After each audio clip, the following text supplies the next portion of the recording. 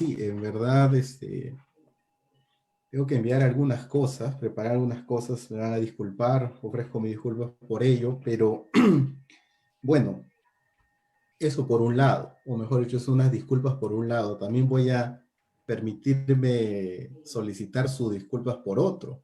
¿En qué sentido?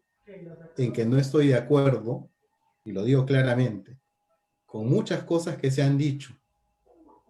Con otras sí, por supuesto, ¿no? Con otras que podemos conversar, que me parece, estoy hablando yo, ¿no es cierto?, de aquí hacia afuera, que me parece que son cuestiones de coincidencias, pero otras sí que estamos muy a la antípoda. Y como dice Jorge, no se va a acabar aquí la discusión, no se ha acabado en los más de 80 años que tiene la izquierda institucionalmente en el país, y menos se va a terminar cuando seguimos con los mismos criterios de hace 80 años. Cuando, por ejemplo, pensamos que la teoría y la práctica son dos cosas distintas en el ser humano, de lo cual justamente es una crítica que Mariátegui le hace a Haya y a algunos luego de la izquierda del mundo, no solo peruana, hacen a la socialdemocracia o al pensamiento también clásico. ¿Cuál es esa? De creer que hay trabajadores manuales e intelectuales, que unos solo piensan y otros solo operan. Yo no he visto ningún ser humano alguna vez que haga una de las dos cosas exclusivamente, porque los seres humanos pensamos siempre y actuamos siempre. Es más, una forma de actuar es la de pensar, por ejemplo. Entonces no somos robots para enaltecer la práctica separada del pensamiento, de la razón. Y con eso lo quiero dejar asentado muy claro. No estoy de acuerdo y eso me lleva a fundamentar algunas cosas o remitirme a algunas otras.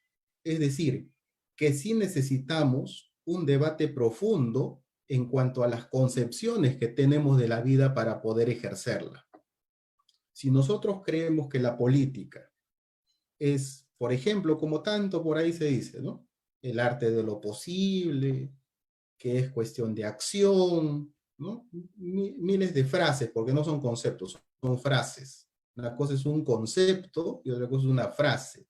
Una cosa es pensar y proponer algo y otra cosa es, como lastimosamente en la mayoría de la izquierda y en su historia hemos estado acostumbrados, a recibir y operar por consignas. No, aquí requerimos gente que piense, que actúe por convencimiento, ¿no es cierto? No por consignas, no por mandato. No estamos ni en la iglesia, ni en el convento, ni en el ejército. Entonces, me convence una vez más que necesitamos recambiar, ¿no? O cambiar, reestructurar la forma en que pensamos, porque como muchas veces también lo aprendí de Héctor Béjar, ha sido mi profesor, más somos lo que creemos que pensamos que lo que somos. Eso es cierto. Las ideas son las que controlan a los grupos humanos y no lo que somos realmente o lo que deberíamos ser, sino lo que creemos que somos. Entonces, partiendo de eso, cuestiones, por ejemplo, lo que acabo de decir, teoría y práctica, debemos revisarlo. Eh, ¿Qué cosa es ser de izquierda? Muchos por ahí siempre se repite, no solamente ahora lo escucho, siempre lo leo y lo escucho, jóvenes, adultos, mayores, mujeres, hombres, todos dicen, no es verdadera izquierda, no es verdadero socialismo, solo tiene que ser así, solo tiene que ser acá. Entonces tenemos que revisar a lo que nos estamos refiriendo, qué cosa es la izquierda. Yo les voy a lanzar un truco, no le voy a responder, solo se los voy a lanzar para que lo piensen. Si se dice que la izquierda siempre propugna, es la orientación política que siempre propugna el cambio y la derecha la conservación de ello, y en medio, ¿no? Dentro de ellas hay muchos matices, entonces díganme, cuando llegó el capitalismo a la Unión Soviética, el capitalismo era la izquierda, porque resulta que lo que había que conservar ahí era el socialismo y lo que había que cambiar era el camino hacia el capitalismo. Entonces no quiere decir que la definición de que siempre la izquierda es cambio y la derecha mantenimiento sirve para todos los casos. Pensemos. Hay otras cosas que fundamentan qué cosa es ser de izquierda. Y entre ellas, dentro de ello, un espectro de posibilidades. Tal vez no estemos de acuerdo, por eso le digo, merece debatirlo, prepararse para eso. Y no solamente calificar. Villarán, Humala, Barrantes, Diez Canseco, personajes de izquierda, o unos son verdaderos y otros falsos. Recuerden que fue una de las luchas estériles en los 70 y los 80. ¿Quién era más revolucionario que el otro? ¿Quién andaba más por la verdad que por... Eso se parece a las pugnas de cuando se creó la Iglesia Católica, ¿no? Ustedes saben, hay muchos cristianismos perdidos en el camino, y uno, el que se instituyó con el poder romano, es el que venció. Verdadero, los otros falsos, ¿no? Entonces, eso lo quiero decir claramente, ¿no? No se trata de que seamos mayores o jóvenes, sino que no podemos seguir insistiendo con las mismas prácticas cuando en la realidad no ha funcionado. Algo debe estar mal. Si hemos venido repitiendo lo mismo 80 años, más de 80 años, y no ha dado resultados como se deberían ver, y no hablo, ahora me salgo del tema, porque no hablo del electoral, no, como dije, no hablo de lo político, sino de transformar la vida del Perú, de los seres humanos peruanos, porque creo que esa es la meta del socialismo, transformar la vida. No se ha logrado.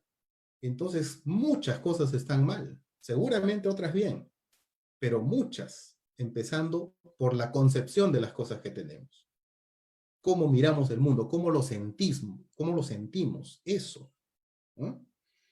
Entonces, eso me permite ir ya a cosas, digamos, más concretitas, ¿no? Cuando hablaba, por ejemplo, yo de educación, ¿no? De educación, de pedagogía que deberíamos hacer. Por eso es que tenemos que prepararnos todos, ¿no es cierto? Todos. Y creo que, miren, no sé si va a caer bien lo que voy a decir, pero lo tengo que decir. Los que estamos acá generalmente, creo que a excepción de Héctor, no hemos tenido cargos significativos en las izquierdas. Creo que hemos sido siempre los que veníamos de atrás, ¿no? Haciendo la chamba, como se dice, mientras los otros se sentaban en sus asambleas a repartirse la torta, los dirigentes, ¿no? Creo que estamos en esos términos que eran militantes o éramos, digamos, ahí, en ese nivel. Y por eso creo que tenemos la capacidad moral de enrostrarles a quienes no hicieron lo que debieron hacer en su momento. Como dije hace unos días también en otro lado, no todo el mundo puede hablar y señalar a los gobernantes o a fulano o a mengano cuando no tiene la suficiencia moral para señalarlo. Creo que nosotros sí. Esa es una distinción. No porque nos creamos buenos, porque tal vez si hubiéramos estado en su caso, en los casos de los dirigentes, tal vez hubiéramos hecho lo mismo, tal vez o peor, no lo sé. Pero la historia hizo que no estuviéramos ahí. Y por eso podemos reponer las cosas. Por eso podemos decir las cosas, ¿no? Entonces, eso que decía de la pedagogía es orientar a la gente, orientar por el camino, no decirles que son la izquierda, que un partido es el camino, ¿no? Eso, a eso me refiero. Y eso se concreta en cosas prácticas, ya que se está hablando de lo práctico. Escuelas, escuelas populares, la universidad con bueno, particularmente déjeme decirlo, ¿no? Estamos en un esfuerzo en la Universidad de Pedro Ruiz Gallo, en San Marcos, para tratar de conectar en una educación cívica, pero una educación cívica de democracia radical, ¿no es cierto? Para que la gente y nosotros mismos nos terminemos de formar y que sepamos de lo que estamos hablando, toda la gente. Cuando yo les decía, esos que están, como dice Héctor, ¿no? En los cerros, se han olvidado, ya, a esos, a ellos, ¿no? Hay que llegar con la radicalización de la democracia, que desde mi punto de vista la radicalización de la democracia es el socialismo. ¿no? Eso es otra discusión también, es otra, ¿no? Que no, eso no creo que sea oportuno ahora, pero ese mecanismo de educación política, en otras palabras, creo que debe ser algo funcional. Lo hizo Mariátegui con las escuelas populares, González Prada, y no porque lo haya hecho Mariátegui o haya, ¿no es cierto? Sino porque dio resultados. En los años 70 posteriores, ¿no? 70 y 80 teníamos una clase trabajadora ilustrada en política. Podía ser un soldador de metales, pero que tenía una, no conciencia de izquierda, sino una conciencia política. O sea, sabía que había cosas comunes que a todos nos interesaban.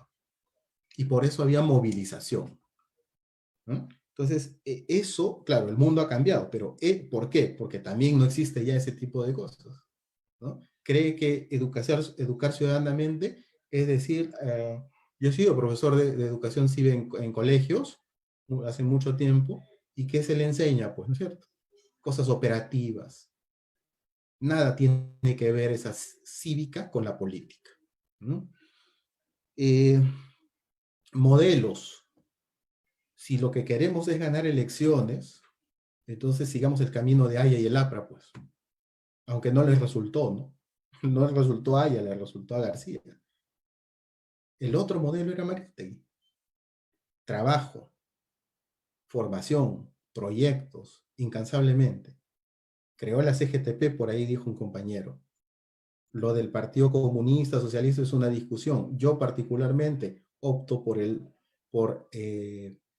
la hipótesis que no era un marxista leninista solamente porque sí, ¿no? Porque el leninismo sí había entrado en sus argumentos políticos, pero otros también, otras variantes del marxismo también, y no marxistas. Recuerden, leía Nietzsche, ¿no? A Bergson, o sea, no era un purista, ¿no? No tenía su biblioteca llena de manuales de la Unión Soviética. Entonces yo me voy por esa, pero solo de comentario lo digo. Entonces, esa otra figura de quien está dispuesto a trabajar por su país y si le toca tener un cargo, bienvenido. Y si no le toca, también bienvenido, ¿no? Esa es una moral cívica.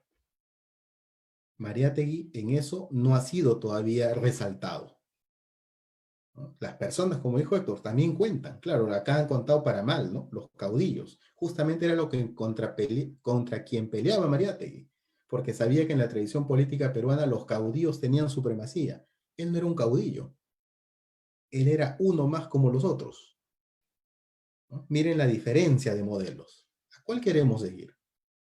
O mejor dicho, no seguir. ¿Cuál creemos que es si los caudillos si el modelo se ha ido por el lado del caudillaje y miren la república que tenemos, quiere decir que ese no es el camino, pues.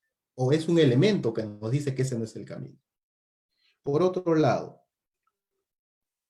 a veces puedo hablar, digamos, directamente, pero nunca ofensivamente. Lo aclaré. A Ollanta lo califiqué de mediocre, no por su cuestión, no como una cuestión peyorativa, no como un agravio, no como un insulto, sino lo que significa la mediocridad. La mediocridad es la medianía, y la medianía es la inestabilidad, ¿no? La inestabilidad, porque estás tratando de equilibrar arriba y abajo, ¿no? En el centro, ese falso centro, así como Guzmán, por ejemplo, y sabes que algún momento va a tirar para uno de los dos lados. Tu fundamento está en uno de los dos lados. Eso, esa mediocridad constituida en su persona, que lo lleva en una circunstancia de desgaste del primer neoliberalismo peruano y continental, a tomar un camino ascendente que en otro contexto no lo hubiera tenido. ¿Se imaginan a Ollanta en el 95 haciendo eso contra el Fujimori del 60%? Imposible. Por eso decía, las coyunturas y los contextos hacen que uno analice eso. Y para, digamos, incentivar también la formación. Creo que todos algunas se habló de marxismo, que no es igual a socialismo necesariamente, se habló de marxismo. Ya, creo que todos debemos leer para tomar como ejemplo ciertos niveles de análisis político y no solamente opinión, debemos revisar El 18 Brumario de Luis Bonaparte, escrito por Marx, que es un análisis de coyuntura del proceso revolucionario francés, ¿no? Donde hace clasificación de clases sociales, sus representaciones políticas, cómo hay subclases que se enfrentan y partidos entre ellos, y como él mismo dice, y ahí sí Marx agraviando, ¿eh? Marx ahí sí agraviando, ¿qué decía? El mediocre Napoleón III, el mediocre Luis Bonaparte, porque decía que era un sujeto de lo peor, pero las circunstancias de Francia, ¿no? Además acorralado por Prusia, lograron, dice Marx textualmente, que un sujeto mediocre se ponga en el poder por encima de toditos. Eso ha sucedido varias veces en el Perú, ¿no? Y no, como vuelvo a decir, no es insulto, es descripción es lo que he querido decir. Que el sendero luminoso, yo no he dicho que sea el único elemento. Dije que también la propia izquierda, también el fujimorismo o toda la derecha, pero lo que he dicho es lo siguiente, y es bien fuerte, digamos, pues, teóricamente o en la práctica también. Yo lo que afirmo es que la imposibilidad que el socialismo tenga alguna opción en el Perú, ¿no? Ha sido el responsable Sendero Luminoso. Porque la izquierda se puede equivocar como se ha equivocado. O sea, yo soy uno de los más críticos de eso, lo he escrito, siempre lo digo, ¿no?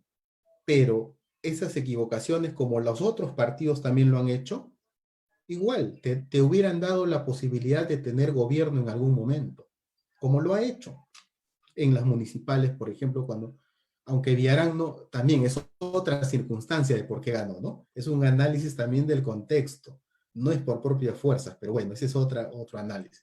Pero digamos, entonces, lo que yo he querido decir es que la imposibilidad que la gente capte o se atreva a capturar una ideología transformadora como el socialismo, es responsable Sendero Luminoso.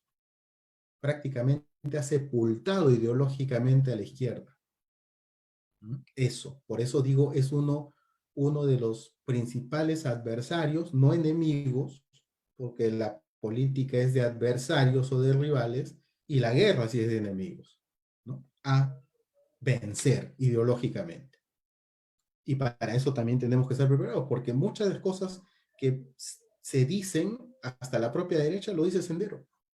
Igual dice, verdadera revolución, verdaderos comunistas, que solo el marxismo-leninismo, pensamiento Gonzalo salva al Perú, que la teoría en vez de la práctica en vez de la teoría, lo mismo dice. O sea, por ese lado no hay diferencia, por eso entonces, ¿qué nos diferencia? Si en el fondo está igual, y entonces al enemigo, dice, el enemigo de clase hay que matarlo, hay que destruirlo, igual que la ultraderecha, igual que ese Bolsonaro que se está formando en el Perú. ¿No? Veamos, esperemos que tome cuerpo para que vean cómo va, ¿no? Las propuestas de eliminación del rival, eliminación hasta física. Entonces, por lo menos yo no me quiero parecer a eso, ¿no? Ya para terminar, bueno, la Constitución también solamente de pasadita, algunas veces ya lo he dicho, no es garantía de cambio, es una posibilidad, una nueva Constitución, una posibilidad de cambio, depende de nosotros, depende de los actores, depende de qué modelo, depende de la atención que la población tome hacia ello, y como dice Héctor, no está la gente comprometida, y no está comprometida porque hay una desconexión, pues, ¿cierto? Y miren, todavía hay un vacío. Hasta hace un tiempo el Fujimorismo había copado todo ese vacío, pero ahora hay vacíos. ¿Quién lo llena en el nivel popular? Hay la opción, ¿no es cierto? Con algunas de estas ideas. Y finalmente, termino diciendo que dos cosas. Desde mi punto de vista, haciendo un estudio sistemático de los procesos electorales del Perú, no solamente de la izquierda, sino del Perú, de todos los partidos o de todas las tendencias, generalmente la población peruana al final se va o gira su tendencia a la moderación. Siempre busca la salida por la moderación. Me parece que la única vez, si no me equivoco, ahorita solamente tengo eso en mira, que rompió contra ellos fue en el caso de Ollanta, con esta promesa de la gran transformación. O sea, ahí sí pasó la segunda vuelta y ganó, ¿no? Aunque ya se fue moderando incluso en la segunda vuelta. Pero digamos, ese más de 30% era una gente que estaba decidida a todo, porque recordamos cómo se desbarató, se demascaró en ese tiempo la cuestión de la prensa, que ahora ya sabemos, de las encuestadoras y todo ello, ¿no? Todo eso se demascaró en ese tiempo. Contra todo pronóstico, contra todos los rivales, ganó esa opción que luego fue traicionada, ¿no? O traicionera. Pero me parece que también se va ahora por el camino de la moderación. Eh, Tengo información, este domingo va a salir una encuesta, me parece de Ipsos, y tengo la información que el escano estaría ya por encima de Forsyth.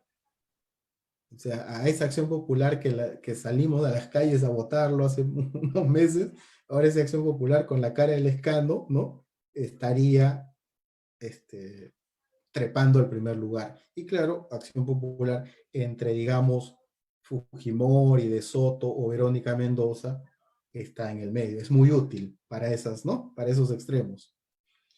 Vamos a ver si eso se ratifica, pero sigo pensando que la decisión final, si no pasa algo extraordinario, se va por el centro. Y como les digo, no lo digo porque quiera o porque sea brujo, sino leyendo los resultados de las elecciones anteriores. Tiende a la moderación, no a los extremos, ¿no? O no a las radicalidades. Y finalmente, no, tampoco creo que debamos recuperar, como por ahí algún compañero dijo, ¿recuperar qué? Recuperar los votos del 26% de Barrantes, recuperarse la segunda fuerza electoral del país, recuperar a una población que ya no existe, porque recuerden, ¿por qué la movilización de los 70 y los 80?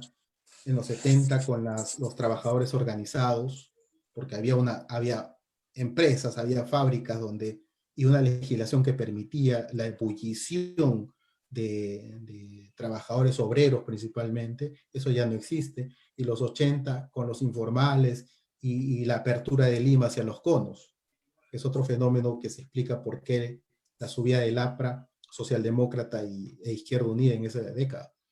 Pero digamos, esa misma población ya no existe hoy día. Entonces, ¿recuperar qué? ¿No? Creo que no es cuestión de recuperar, me parece, ¿no? Sino que es una cuestión de lograr alcanzar, como decía Marx, el cielo, ¿no? En la lucha de clases en Francia, justamente por la Comuna de París, ¿no? Dijo Marx, yo no estoy de acuerdo, porque eso es un espontaneísmo. Esos revolucionarios franceses no saben lo que están haciendo. Y verdad, duraron casi 2 meses, ¿no? De ahí saca lecciones, Marx, de esa experiencia. Bueno, igual, y dijo, pero quieren alcanzar el cielo, tomar el cielo con las manos, ¿no? Por asalto. Ya. Eso que acabo de decir que parece romántico, soñador, ya, ese tipo de cosas es lo que hemos perdido y los jóvenes aún más ahora, la gran mayoría de la población, no tiene. Entonces, decir que lo prioritario es ganar la elección, que lo prioritario es tener otro caudillo o caudilla, ¿no? Seguir con la misma tradición, seguir con las mismas prácticas. Y mi tesis, mi hipótesis en lo que he escrito, la izquierda siempre ha instrumentalizado al pueblo, no lo ha tenido como el sujeto histórico del cambio, de la revolución, sino que lo ha instrumentalizado para sus propios fines. Entonces, discúlpeme, ¿no? Pero Patria Roja se lleva a el sindicato de docentes, el PC se lleva a la CGTP, el PUN se lleva a la Federación Campesina y se reparte en las universidades, ¿no? También unos... Tienes toda la razón, Martín, toda la razón te doy. Entonces, eso es instrumentalizar. O sea, hemos cosificado a la gente. Como ¿no? Es mi chakra, ¿no? Entonces lo capturo y lo hago que sea de mi parte para tener peso frente al otro. Por eso la disputa nunca ha sido ideológica, o lo ideológico ha sido secundario, la disputa ha sido política. El problema de la unidad es político, no ideológico. Lo ideológico ha servido como una mascarada para ocultar deseos e ímpetus de hegemonía o control del frente. Ese es, digamos, ya no hipótesis, es una tesis que yo la he probado, digamos, ¿no? La he probado y por eso están escritos los libros. Esa es la cuestión. Así rapidito para terminar y no irme mucho. ¿Dónde se evidencia? Justo en el Congreso de Huampaní que estaban comentando. En el Congreso de Huampaní llegan las organizaciones supuestamente aquellos que se enfrentaban. Por ejemplo, la gente de PIS, los cristianos de izquierda, con el PUN, que no se podían ver, que se peleaban, ¿no? Porque supuestamente ideológicamente unos eran moderados y los otros eran más radicales. Bueno, en el Congreso se unieron porque eran antipartido. Es decir, proponían la tesis de que el Consejo Nacional Directivo, el CND, ¿no?, esté integrado no solo por los partidos fundadores, sino también por los grupos, los movimientos y los individuos destacados de Izquierda Unida, ¿no? De tal manera que se equiparaba el peso político. La decisión estaba en varios. Ellos eran, o sea, lo que ideológicamente estaban en desacuerdo, a la hora del poder mismo estaban unidos. Igual, el PCI Patria, ustedes saben más que nadie el enfrentamiento ancestral que tenían, ¿no? Ya, chinos y moscovitas, no se podían, se enfrentaban, pero a la hora del Huampaní, juntos, porque los dos eran pro partidos fundadores. Siempre ha sido un pretexto lo ideológico. Lo ideológico es lo que menos ha pesado, ¿no? Ha sido la disputa por cuotas de poder, ¿no? Para arriba, porque también hay de todo, evidentemente hasta ha habido gente que se va de aquí para allá por un cupo electoral, que bueno, es otra cosa, ¿no? Pero entonces, yo les digo con toda sinceridad, bueno, yo en realidad felicito siempre y reconozco a la gente militante, ¿no? A la gente militante de mucho tiempo y que las cúpulas no le han dado oportunidad y que las cúpulas ya pasaron, desistieron o se pasaron a la derecha y en cambio la gente de base sigue creyendo, ¿no? Pero en lo que sí no estoy de acuerdo es que se crea igual que hace, como alguien dijo por ahí, ¿no? Estamos con la selección de Gareca y se piensa que debe seguirse jugando al modo de los años 70, ¿no? Que se juegue como chumpitas y cubillas cuando estamos en otra época, ¿no? Y no por decir un cliché, sino porque el mundo va cambiando y las estrategias de dominación van sofisticándose, cada vez son más agudas, cada vez son más eficientes, cada vez más. Miren ante esta pandemia, no solo en el Perú, en el mundo, miren cómo la gente en el fondo reclama el mundo anterior al 2020. Imagínense. O sea, quiere decir que estaban felices y conformes con el mundo, ¿no?, anterior al 2020, la gran mayoría. ¿Mm? Entonces, es un trabajo enorme. Por eso les digo, y ahora sí con eso termino, depende qué querramos, compañeros. Depende qué querramos. Si queremos un gobierno, si queremos un partido, si queremos poder, si queremos hacer algo por decir que hemos hecho y punto nada más, bien, continuemos haciendo lo mismo. Pero algunos pensamos que la meta es otra, ¿no? La meta es el cambio, la transformación del propio ser humano. Eso es la meta, es enorme. Y también nos enfrentamos con poderes enormes, terribles, ¿no? Con monstruos, digamos, que hasta pueden generar guerras, enfermedades y un montón de cosas. Entonces, como les digo, depende cuál sea nuestro horizonte. De repente no estamos en consonancia y lo acepto, digamos, ¿no? Y de repente sí estamos en consonancia o medianamente en consonancia. Eso depende de cada uno lo que piense internamente. Bueno, ahora sí, discúlpenme que los deje, pero